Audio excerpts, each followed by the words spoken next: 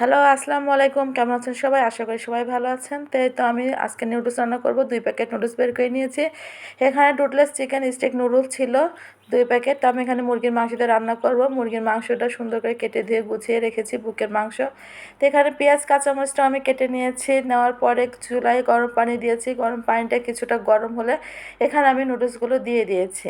তো নুডলসগুলোতে half boil করে নেব, কিছুটা সিদ্ধ করে নেব। নিয়ে এই তো আমার নুডলসটা সিদ্ধ হয়ে গেছে, পানি ঝরতে দিয়েছি। একটা পানি ঝরা বোলের ভিতরে নুডলসটা ঢেলে দিয়েছি, দিয়ে এবার ঝরতে দিয়ে এবার কড়াইয়ে তেল দিয়ে দিলাম।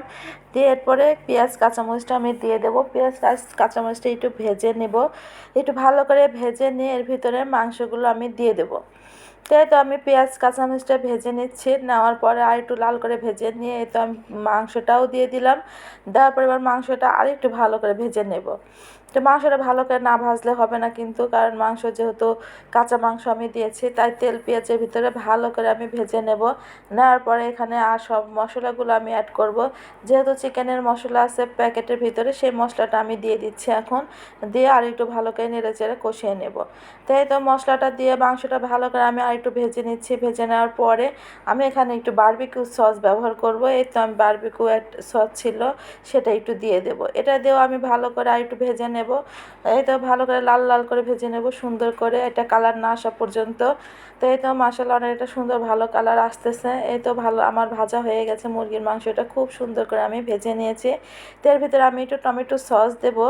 তাহলে এই তো আমি এটা টমেটো সস দিলে নুডলসের স্বাদটা আরও দ্বিগুণ বেড়ে যায়।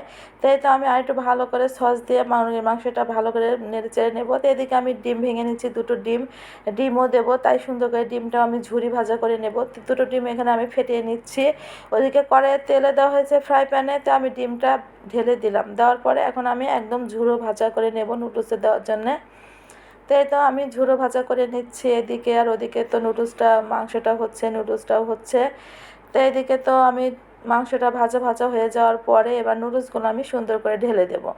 এই তো লাল করে আমার মুরগির মাংসটা ভাজা হয়ে গেছে, যে এবার নুডলসটা দিয়ে আমি ভালো করে নেড়ে চেড়ে নেব সুন্দর করে। মশলা নুডলসটা খেতে অনেক সুন্দর হয়েছিল। এবার আমি ডিম ঝুড়োগুলোও দিয়ে দিলাম। তো ডিম ঝুড়োগুলো দিয়ে আর একটু নেড়ে চেড়ে আমি এখন বাটিতে বেড়ে ফেলবো, দিয়ে আমি পরিবেশন করার জন্য নিয়ে যাব। তো আরেকটু নেড়ে চেড়ে নেব। নেওয়ার পরে এবার আমি সুন্দর করে আমার খাবার প্লেটে আমি বেড়ে নেব এবং ওদেরকে খেতে দেব। যেহেতু এই তো আমি বেড়ে নিয়েছি, সুন্দর করে টমেটো সস দিয়ে একটু ডেকোরেশনও করা হয়েছে। জানি না আপনাদের কাছে কেমন লাগবে।